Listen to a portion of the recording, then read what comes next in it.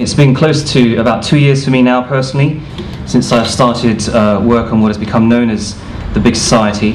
I've got, as was mentioned before, I have a background in charity, the third sector before, but it was only really when I started working in more recent years that I also came face to face with this idea that there is another overlapping sphere of life that includes and overlaps with charity in the third sector, which I call the citizen sphere, which exists as part of civil society and alongside it in symbiosis with the third or social sector. And it's one that permeates our individual, family and community lives, often in informal and quite small ways, both online and offline, but whose influence and presence in our society has been at risk of atrophy, even as the public, private and voluntary sectors have grown. You get that sense that over the years something has happened that has made it harder for us to feel that we as individuals and citizens and collectively in our groups can play a role beyond and alongside larger institutions or government.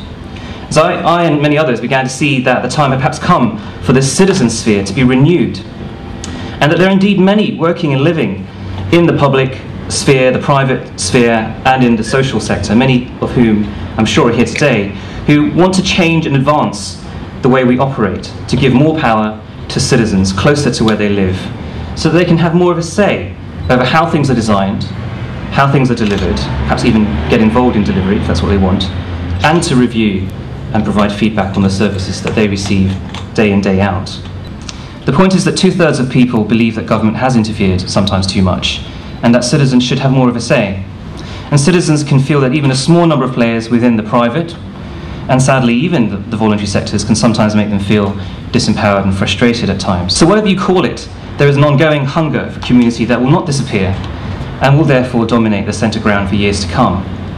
And so the journey that we've begun will take decades, as long potentially as it took to go from Beveridge's original vision of the welfare state, in which he said individual and collective initiative has to have a role alongside the state, until more recently when centralisation reached a nadir represented by, perhaps some would argue, the previous government. This may take up to 50 or so years. And let's not doubt that even in the first few years of building the welfare state, many asked, what is this? In a country that had been used to be paying for pretty much everything, the notion that there might be some free universalised services, this idea of the welfare state, what is that? Describe it to me, define it. Probably only became real for people 5 or 10 years later when they started to receive that free healthcare from a real nurse in a hospital when the NHS was set up. And so, as with many social movements in centuries past, especially those that take decades to unfold, and as I've said before, there's going to be setbacks and distractions. But the cause, I believe, is the right one, born out of a collective desire for change that was born before the current financial crisis, but which can offer a great way, one of the great ways through it and out of it, and which over time will become perhaps as tangible to us all as we interact with those innovations that come out of it as the welfare state or NHS has become, and which seeks to put the tools in the hands of citizens themselves in a way that has the potential to both address their frustration by giving them more of a say, and to hold government to account in a way that could lead to a more trustworthy form of politician and government in future.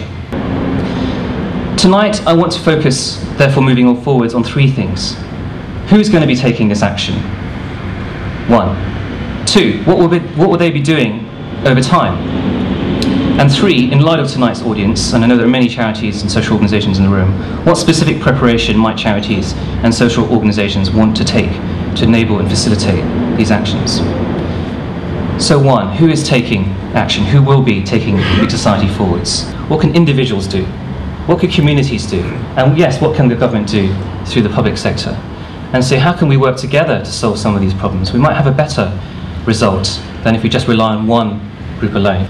To put it into a kind of research context, the third most powerful way to fight crime, I'm told, is to have a responsive police force that's working with the community. The second most impactful way is to have a good neighbourhood watch, to look out for the lighting, the access and so on. But the most powerful way, according to all of the research, the credible randomised research, is to know each other's names. If you do all 3, I think you'll have a big society. So on to the second question, what actions are being taken when? How is this going to evolve over the coming years? In this initial phase since last summer, the focus has been on government playing its role and unleashing quite a large range of measures which are working their way through Parliament and the country as we speak.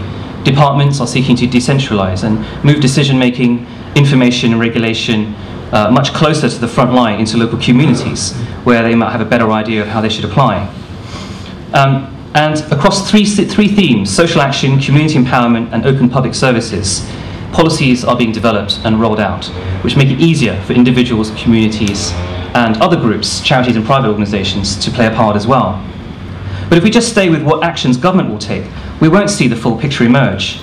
In the next phase, which is only just beginning, but also builds on centuries of effort to date, we are going to see the rise of what I have called the civic entrepreneur.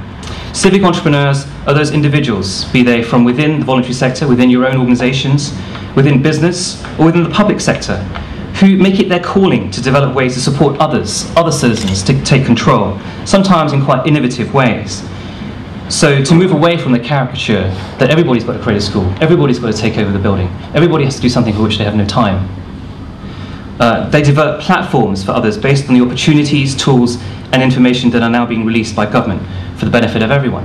And so this, I think, is not only an opportunity for those of us in the social sector, the third sector, to play our part in building this and to harness the innovation of those around us and ourselves included, but also to actually draw in the world of business, to draw in public sector employees and organisations, and to build this together in a way that's truly sustainable. And the third phase, over the years, over the decades in fact, is culture change.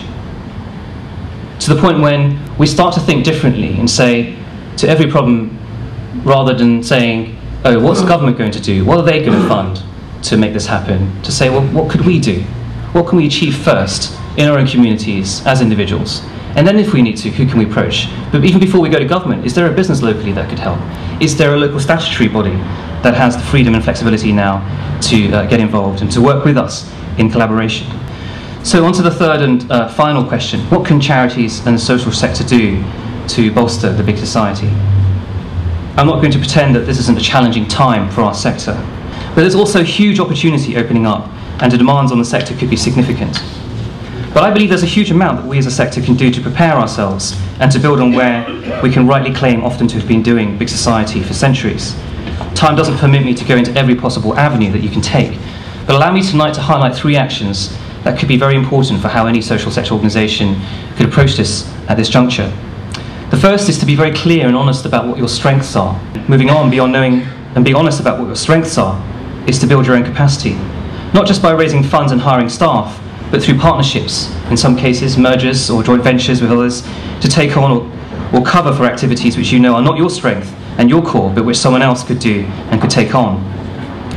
And then thirdly, and I recommend only then, would I go all out as part of the third step and pursue the opportunities that are opening up, when you're clear what your focus should be, when you have your capacity in place, when you have people who are managing the volunteers, managing your marketing, managing your diverse sources of financial income. And pursue those opportunities opening up, whether it's innovate around getting citizens to help each other and become more social investors with your organisation, in a training and franchising role rather than just a delivery one, or in helping communities to build their own strength, shape their own projects and service hubs in churches or in other spaces, and develop their own endowments and long-term plans, or getting involved in public service delivery and bidding for contracts either on your own or in consortia or as part of a supply chain. At this point, the nature of your funding can be looked at and diversified. At times it's going to be challenging, and this will take a long time, but there will also be exciting times.